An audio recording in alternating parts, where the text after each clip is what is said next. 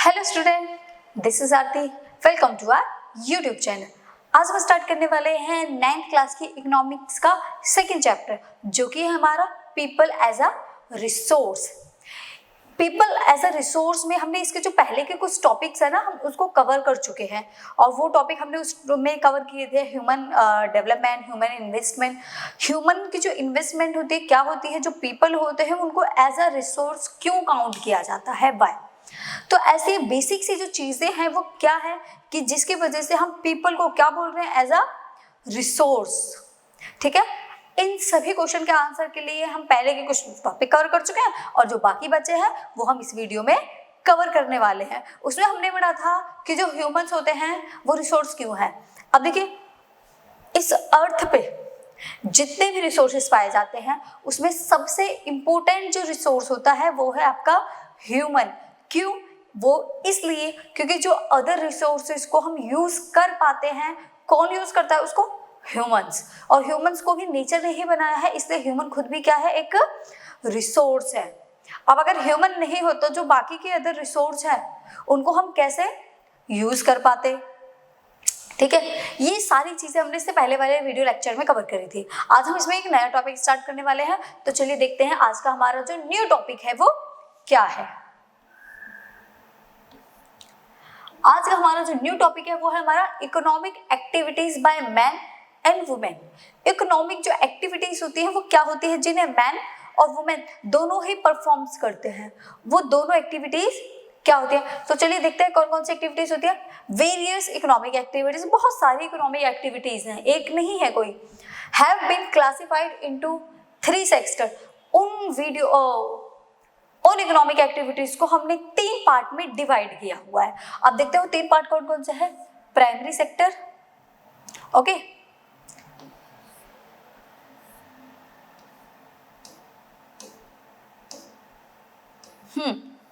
तो कौन सा है हमारा, जो फर्स्ट है हमारा वो है हमारा प्राइमरी सेक्टर। कहाँ है, ये रहा। कौन सा? Primary sector. सेकंड है हमारा सेकेंडरी सेक्टर एंड थर्ड है हमारा टर्शरी सेक्टर। तो सबसे पहले देखो, जो इकोनॉमिक एक्टिविटीज है उनको 3 पार्ट में डिवाइड किया गया है। 3 टाइप्स ऑफ कैटेगरी है उसकी। फर्स्ट है प्राइमरी, सेकेंडरी एंड टर्शरी।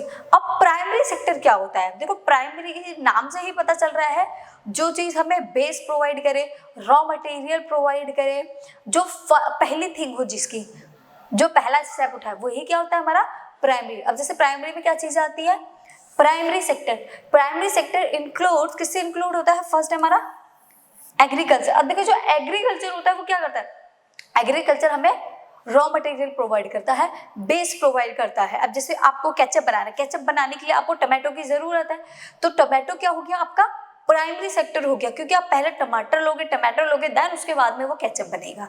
ठीक है, ऐसे ही आपको चिप्स बनानी है, पोटैटो चिप्स, तो पोटैटो चिप्स बनाने से पहले आपको किसकी जरूरत पड़ेगी, पोटैटो की जरूरत पड़ेगी। तो जो पोटैटो है हमारा वो क्या है, हमारा प्राइमरी सेक्टर, और जिसके लिए हम किसके ऊपर डिपेंड होते हैं, हम एग्रीकल्चर के ऊपर डिपेंड होते हैं। ओके, नेक्स्ट है हमारा फॉरेस्ट्री। फॉरेस्ट्री में जंगल। अब कितनी सारी ऐसी चीजें हैं जो हमें कहाँ से प्रोवाइड होती हैं, जंगल से, फॉरेस्ट से प्रोवाइड होती हैं, और वहां से हम डायरेक्ट फॉरेस्ट से डायरेक्ट उसको कलेक्ट कर सकते हैं, इसलिए फॉरेस्ट्री भी क्या है हमारा प्राइमरी सेक्टर। नेक्स्ट है एनिमल हस्बेंड्री। एनिमल हस्बेंड्री क्या होता है, देखो, डेयरी फार्मिंग के लिए मिल्क हो गया, ऊन चाहिए आपको, सिल्क चाहिए, इन सब के लिए हम किसके ऊपर डिपेंड होते हैं, एनिमल्स के लिए, तो यह है एनिमल हस्बेंड्री। नेक्स्ट है फिशिंग।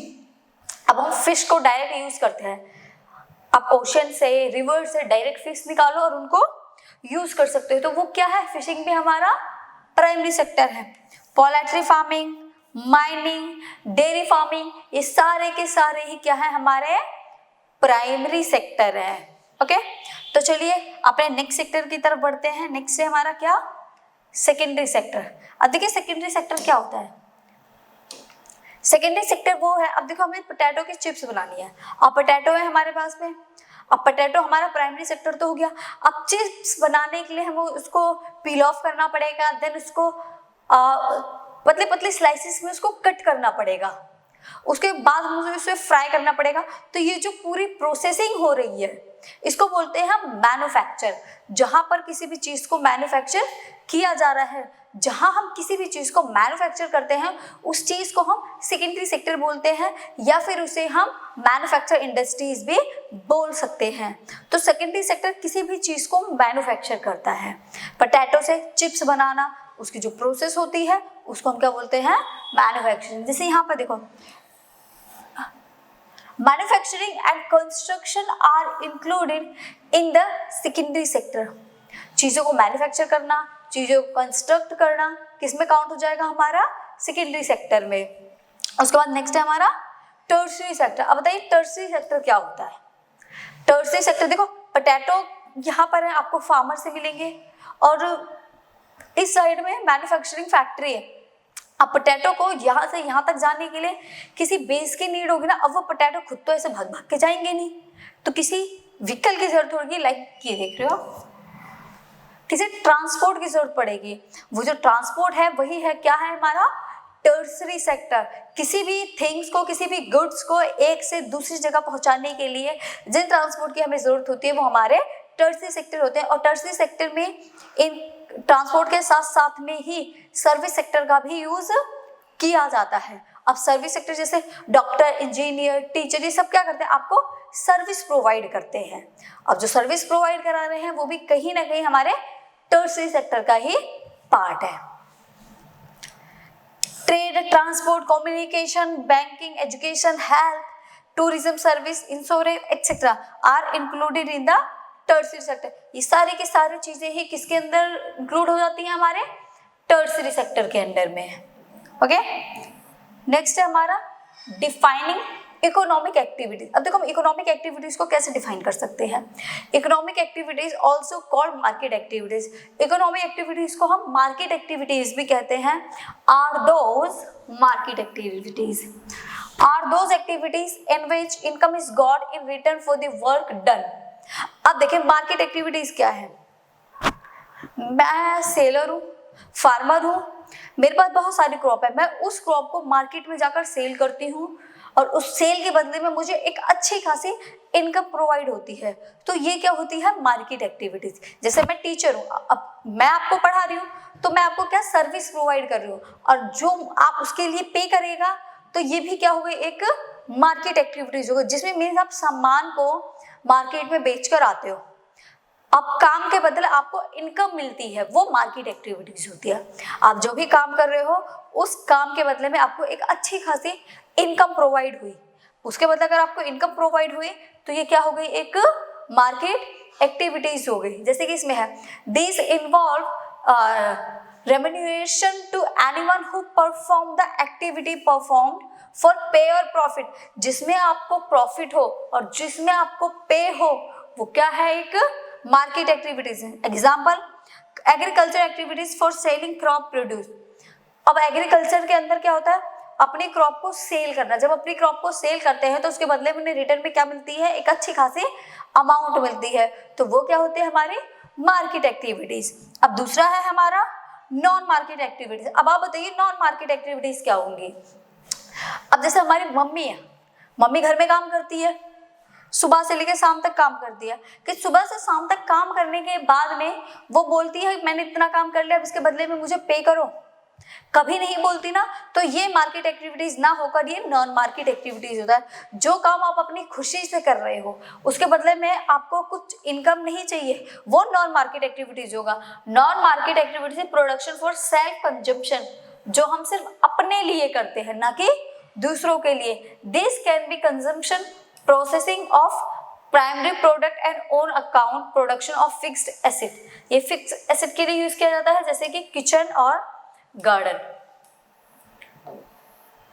ठीक है, हम अपने गार्डन में किसी प्लांट को ग्रो कर रहे हैं तो हम ये कहेंगे हमने प्लांट ग्रो किया, इसके बदले में हमें इनकम चाहिए, नहीं ना। क्यों, वो हम अपने खुद के लिए कर रहे हैं। किचन में रोटी बना रहे हैं तो वो मार्केट एक्टिविटीज है, नहीं, वो नॉन मार्केट एक्टिविटीज है, क्योंकि वो हम अपने खुद के लिए कर रहे हैं। अगर यही काम हम बाहर जाकर किसी दूसरे के घर में करेंगे तब ये मार्केट एक्टिविटीज हो जाएगी, क्योंकि हम उसको अपना वर्क दे रहे हैं, अपनी सर्विस दे रहे हैं और उसके बदले हमें क्या चाहिए, इनकम चाहिए। तो ये क्या है, मार्केट एक्टिविटीज है जो दो पार्ट में डिफाइन की गई है, मार्केट एक्टिविटीज और नॉन मार्केट एक्टिविटीज। अगर आप मार्केट एक्टिविटी के थ्रू कोई काम करते हो, बेशक खाने बनाने का है, अगर आपकी मम्मी घर पे खाना बना रही है तो उनको कोई पे नहीं करता। वही काम अगर वो बाहर जाकर शेफ बनकर करेंगी तो उनको वहां पर एक पेमेंट मिलेगी, तब वो एक मार्केट एक्टिविटीज हो जाएगी। मीन्स जो काम हम अपने खुद के लिए करते हैं वो नॉन मार्केट एक्टिविटीज, और जो काम हम प्रॉफिट और पैसे के लिए करते हैं वो market activities. Okay, I hope आपको ये क्लियर हो गया होगा। तो चलिए अपना नेक्स्ट टॉपिक देखते हैं, क्या है हमारा division of labour between man and women. अब ये भी सोसाइटी के लिए बहुत इंपॉर्टेंट पॉइंट हो जाता है कि वर्क के बेस पे मेन को और वुमेन को दोनों को डिवाइड किया गया है। अब कैसे डिवाइड किया गया है चलिए देखते हैं। देखो, due to historical and cultural reason there is a division of labour between man and women in the family. कई बार हमारा सोशली, कल्चरली, इकोनॉमिकली हम वुमेन को, बहुत सारी फैमिली में वुमेन और मैन को डिवाइड कर दिया जाता है लेबर को। जैसे विमेन ने तो कम काम करेगी, मैन ने तो ज़्यादा काम करेगा, विमेन ने तो कम वेजेस देने चाहिए, मैन है तो उसको ज़्यादा वेजेस देने चाहिए। इस टाइप की जो चीज़ें हैं ये हमें सोसाइटी में बहुत ज़्यादा टाइम फेस करनी पड़ती है, और आज के टाइम से ही ऐसा नहीं हो रहा है, हमारी हिस्ट्री में से ही ऐसा चलता हुआ आ रहा है। राजा है, लड़का है तो वो राजा बनेगा, कभी लड़की राजा नहीं बनेगी, वो रानी ही बनेगी। तो इस टाइप की बहुत सारी चीज़ें हमें देखने को मिलती हैं। देखो, women generally look after domestic work and man work in the field. देखो, वुमेन की ऐसा लगता है कुछ चीजें रिटर्न में लिख दी गई हैं कि जो वुमेन वो हमेशा डोमेस्टिक वर्क ही करेगी, और जबकि एक मैन है वो हमेशा फील्ड वर्क करेगा। मतलब दोनों के काम को डिवाइड कर दिया गया है, एक क्या काम करेगी डोमेस्टिक वर्क और एक क्या काम करेगा फील्ड वर्क। एक को बाहर का काम दे दिया और एक को घर का काम दे दिया। The women who work in the homes are not paid anything while the man who work outside the home on wages. अब यहीं पे देखिए, एक जो वुमेन है वो क्या कर रही है, अपने घर पे काम कर रही है, तो क्या उसके बदले में उसको पे किया जा रहा है? नहीं किया जा रहा। वही एक आदमी घर के बाहर फील्ड में जाकर काम कर रहा है तो उसके बदले उसको पे किया जा रहा है, मतलब वो इनकम लेकर आ रहा है। अब वुमेन सारा दिन भी काम कर रही है तब भी उसके बदले उसको कोई पैसा नहीं मिल रहा, जबकि मैन को मिल रहा है, और वुमेन के जो काम है उसकी काउंटिंग भी नहीं है। Okay, women get paid for their work only when, ये मच्छर बहुत इरिटेट कर रहा है। हाँ, women get paid for their work only when they enter the labour market. Women को तब पे किया जाता है कि अगर वुमेन घर पर वो काम ना कर कर वही काम वो बाहर जाकर करती है, एज अ लेबर उस काम को करती है, तब उसको भी वो पेड किया जाएगा। अपने घर में कर रही है तो कोई पेड नहीं है, अगर वही काम वो बाहर जाकर मार्केट एक्टिविटीज के थ्रू करती है तो उसको पे किया जाएगा। अपने घर में काम की कोई वैल्यू नहीं है और कोई इनकम नहीं है। अगर वही काम वो एज अ सर्वेंट किसी और के घर में करेगी तो उसके लिए उसे अच्छी खासी इनकम मिलेगी। The earning of women are determined on the basis of skill and education। और अर्निंग भी किसके बेस पे डिफाइन की जाती है? अर्निंग भी स्किल और एजुकेशन के बेस पे, कि स्किल कितनी है, वुमेन कितनी पढ़ी लिखी है और अंदर क्या क्या स्किल है, और एजुकेशन कितनी है। अगर सब कुछ अच्छा है तो उसी के बेस पर उसको सैलरी दी जाती है। जैसे कि यहाँ है, education and skill are the major determinants of the earning of any individual in the market. अब आप मार्केट में जा रहे हो, ठीक है, किसी काम के लिए आप मार्केट में जा रहे हो, और मार्केट में जाने का आपको स्किल नहीं है, आप एजुकेटेड नहीं हो, तो आपको क्या जॉब मिलेगी? लेबर की जॉब मिलेगी, और उसकी जो सैलरी होगी या वेजेस होगी वो भी कम होगी। वहीं आप हायर एजुकेटेड हो, हाई स्किल्ड पर्सन हो, तो उसकी जो इनकम होगी वो भी ज्यादा होगी। किसके कंपैरिजन में? जो अनस्किल्ड है और अनएजुकेटेड है उनके कंपैरिजन में। इसलिए जो एजुकेशन है, एजुकेशन का जो रोल है वो बहुत ज्यादा इंपॉर्टेंट है हमारी आज के टाइम की जो सोसाइटी है इसमें, ठीक है। अब अगर आपके सामने कोई जॉब के लिए आता है, एक अनएजुकेटेड है एक एजुकेटेड है, तो आप किसे जॉब दोगे? सिंपल सी बात है, जो एजुकेटेड है उसको जॉब दी जाएगी, और सैलरी भी उसकी जॉब के अकॉर्डिंग और उसके स्किल के अकॉर्डिंग उसकी सैलरी भी, उसकी वेजेस को हम तय करेंगे। Women have very less education and low skill. देखो, वुमेन्स जो है वो हम आप अगर पहले से देखें तो अपनी उनकी जो एजुकेशन है वो भी कम होती है और स्किल भी वुमेन कम होती हैं। Formation and the paid lower compare to the man. अब देखो, जो वुमेन है वो एजुकेटेड भी कम है और उनके पास में स्किल भी नहीं है। जब दोनों ही चीज नहीं है तो उनको मैन के कंपैरिजन में उनको लो वेजेस मिलते हैं, और जबकि मैन को हाई वेजेस मिलते हैं। क्यों? क्योंकि जो मैन होते हैं वो ज्यादा एजुकेटेड होते हैं और ज्यादा स्किल्ड होते हैं। और कहीं ना कहीं इसमें सारी की सारी प्रॉब्लम से फीमेल की नहीं है कि वो पढ़ी लिखी नहीं है, तो कई बार कंडीशन ऐसे भी तो है कि फीमेल को पढ़ने ही नहीं दिया जाता है, या जाती भी है तो सोसाइटी उनको ऐसा हरास करती है, वो स्कूल छोड़ देती है। तो ये सारी चीजें कहीं ना कहीं उस पर इफेक्ट डाल रही है। ओके, अब देखो quality of population. Quality of population क्या होता है? क्वालिटी का मतलब होता है अच्छी चीज, अच्छे गुड्स जिसकी क्वालिटी अच्छी हो। मार्केट में जाते हैं ना, लाइक कोई फैब्रिक ले तो बोलते हैं इसकी क्वालिटी अच्छी नहीं है, इसकी क्वालिटी अच्छी है। तो क्वालिटी, वैसे ही क्वालिटी ऑफ पॉपुलेशन क्या होता है? मतलब एक ऐसी पॉपुलेशन जो अच्छी क्वालिटी की हो, ना कि बेकार। अब आप एक क्वालिटी ऑफ पॉपुलेशन किसे बोलोगे? क्वालिटी ऑफ पॉपुलेशन वो होगी, देखो जो एजुकेटेड है, जो एजुकेटेड है वो एक क्वालिटी पॉपुलेशन है। क्यों? एजुकेटेड है, अच्छी जॉब मिलेगी, अच्छे स्किल्ड है, तो इनकम भी उसकी अच्छी होगी। तो जो कंट्री है वो हमारी किस तरफ जाएगी? डेवलपमेंट की तरफ जाएगी। इसलिए जो हमारी पॉपुलेशन कैसी होनी चाहिए? स्किल्ड होनी चाहिए, एजुकेटेड होनी चाहिए, साथ साथ में हेल्दी भी होनी चाहिए। क्यों? एजुकेटेड है, स्किल्ड है, ठीक है। अगर वो अनहेल्दी रहेगी तो वो काम भी नहीं कर पाएगी, जॉब पर नहीं जा पाएगी, ऑफ ज़्यादा होंगे, सैलरी कट होगी, तो वो डेवलपमेंट की तरफ नहीं जा पाएगी। तो एक हेल्दी, एजुकेटेड, स्किल्ड जो पीपल होती है, पॉपुलेशन होती है, उसको हम क्वालिटी ऑफ पॉपुलेशन बोल सकते हैं। जैसे इसमें क्या है? The quality of population depends upon the literacy rate. Literacy rate पर डिपेंड करता है कि कितने ज़्यादा लोग पढ़े लिखे हैं। जितने ज़्यादा लोग जिस भी कंट्री में पढ़े लिखे होंगे, वो कंट्री उतनी ही डेवलपमेंट की तरफ जाएगी। हेल्थ भी अच्छी होनी चाहिए, क्योंकि जिस कंट्री के लोग जितने ज़्यादा हेल्थी होंगे, कंट्री डेवलप होगा, क्योंकि लोग बीमार कम पड़ेंगे और काम लोग ज़्यादा करेंगे।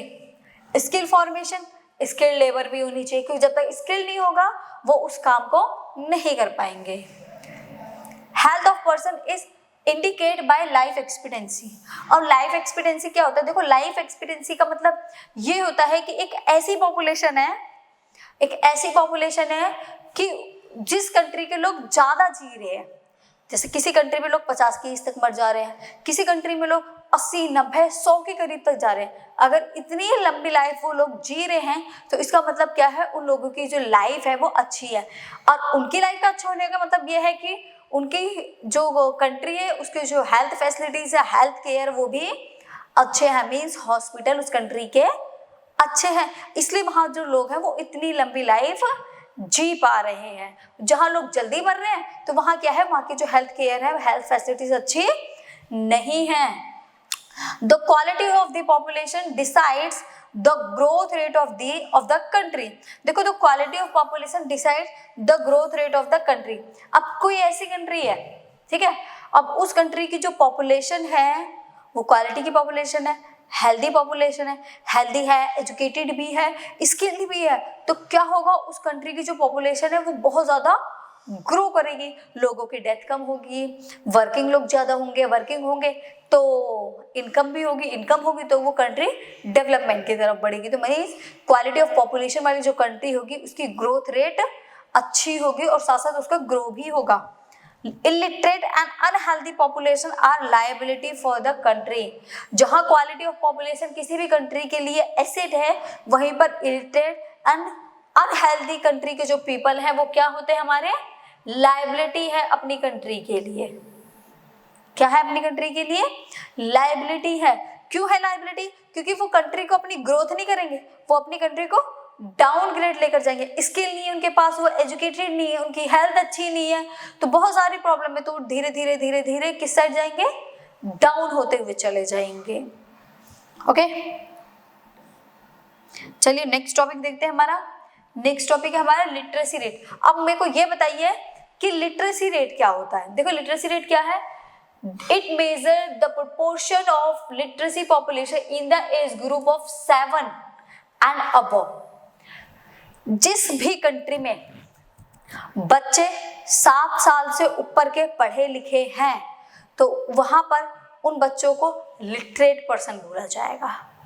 ठीक है, यहाँ मतलब सिर्फ ये देखो, और लिटरेट का मतलब सिर्फ ये नहीं है कि बच्चा स्कूल जा रहा है, स्कूल से घर आ रहा है, स्कूल आना जाना ही लिटरेट है, नहीं। कई बार बच्चे स्कूल जा रहे हैं बट उन्हें आता जाता नहीं है। लिटरेट का मतलब है आप किसी भी दो लैंग्वेज को अच्छे से लिख सको, समझ सको, पढ़ सको, किसी पर्सन को समझा सको, तब लिटरेट पर्सन माने जाओगे। क्योंकि जो पहले के अनपढ़ लोग थे सिग्नेचर तो वो भी कर लेते हैं, तो इसका मतलब वो भी पढ़े लिखे हैं, नहीं, वो इलिटरेट ही है। लिटरेट वो है जो किसी भी लैंग्वेज को अच्छे से लिख सके, पढ़ सके और बोल सके, सामने वाले को अपनी बात समझा सके, तब हम उसे लिटरेट में काउंट करते हैं। तो यहाँ पर उन्होंने ये बोला है कि हम एज ग्रुप लेते हैं 7 से ऊपर का। जो बच्चे 7 से ऊपर हैं उनको हम पढ़े लिखे में काउंट करेंगे, और वो भी वो जो एजुकेटेड है, सबको नहीं, जो एजुकेटेड है, जो एक लैंग्वेज को अच्छे से लिख लेते हैं और पढ़ लेते हैं। और पॉपुलेशन कितनी आएगी, 7 से प्लस वाले आ जाएंगे इसमें। ओके, नेक्स्ट है health. It is indicate by life expectancy. अब लाइफ एक्सपीरियंसी तो मैंने बता दिया था। लाइफ एक्सपीरियंसी क्या होता है कि किस कंट्री में लोग ज्यादा जिंदा रहते हैं।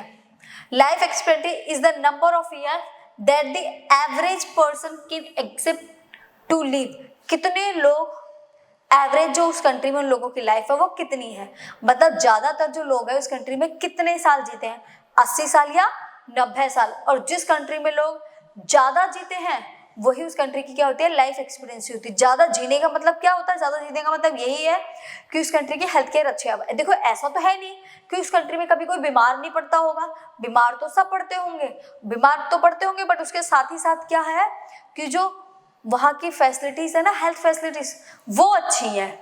उसी की वजह से जो लोग हैं वो मेडिकली केयर से वो फिट रहते हैं। अब फिट रहते हैं तो अपनी लाइफ ज्यादा जी पाते हैं। ओके, अब इसके साथ साथ एजुकेशन पे भी इफेक्ट डालती है और स्किल पे भी।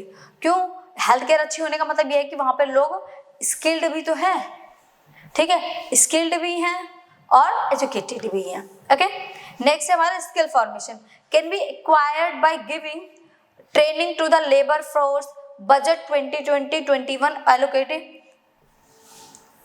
3000 crore for skill formation, skill development. देखो स्किल फॉर्मेशन क्या है, स्किल फॉर्मेशन देखो किसी को अपने आप नहीं आता, इसके लिए गवर्नमेंट को थोड़ा सा काम करना पड़ेगा।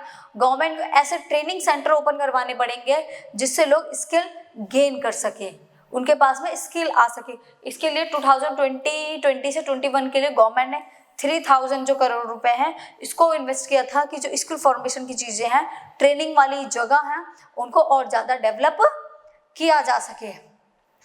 बच्चों को, जो स्कूल में बच्चे पढ़ रहे हैं, स्टार्टिंग से ही उन्हें कुछ ऐसी चीजें सिखानी चाहिए कि जिससे वो बच्चा धीरे धीरे स्किल्ड होता जाए। पहले के टाइम में कुछ नहीं होता था ऐसा, बट आज के टाइम में है। ऐसे कोर्सेज अवेलेबल करवाने चाहिए कि अगर बच्चा एजुकेशन में अच्छा नहीं है तो उसके पास कोई ना कोई स्किल ऐसी होनी चाहिए कि वो आगे जाकर उस फील्ड से अपनी एक अच्छी खासी जॉब ले सके और अपनी अर्निंग कर सके। ओके, तो इसके लिए कौन काम करेगा, इसके लिए जो फर्स्ट स्टेप है वो किसको उठाना पड़ेगा, इसके लिए जो फर्स्ट स्टेप है वो गवर्नमेंट को ही उठाना पड़ेगा। क्यों, क्योंकि बिना गवर्नमेंट के तो कोई इस काम को कर ही नहीं सकता। अब कोई अदर थोड़े अलग अलग ट्रेनिंग सेंटर ओपन करवा देगा। गर्ल्स के लिए स्कूल्स बनवाने चाहिए, स्पेशली गर्ल्स के लिए, फीमेल के लिए बहुत सारे ट्रेनिंग सेंटर ओपन करवा देने चाहिए। और कई बार तो जो बहुत ज़्यादा पॉवर्टी लाइन से भी नीचे हैं उनके लिए इस चीज़ को फ्री भी रखा जाना चाहिए। हेल्थ सेंटर अच्छी नहीं है, हेल्थ सेंटर अच्छी करवानी चाहिए। इन सब के लिए मेजर काम होगा गवर्नमेंट का। हमने ये तो बोल देते हैं कि एजुकेशन नहीं है, फीमेल एजुकेटेड नहीं है, स्किल नहीं है, बट ये देखो ना उनके लिए चीज़ें ही अवेलेबल नहीं है। हम ये तो बोल रहे हैं कि एजुकेशन चाहिए, बट एजुकेशन मिलेगी कहाँ जब तक स्कूल नहीं होंगे। तो फर्स्टली क्राइटेरिया ये होता है कि स्कूल्स, कॉलेजेस, हॉस्पिटल्स और स्किल सेंटर ओपन कराए जाए, तभी तो बच्चे वहाँ पर जाएंगे और उनको एजुकेशन मिलेगी।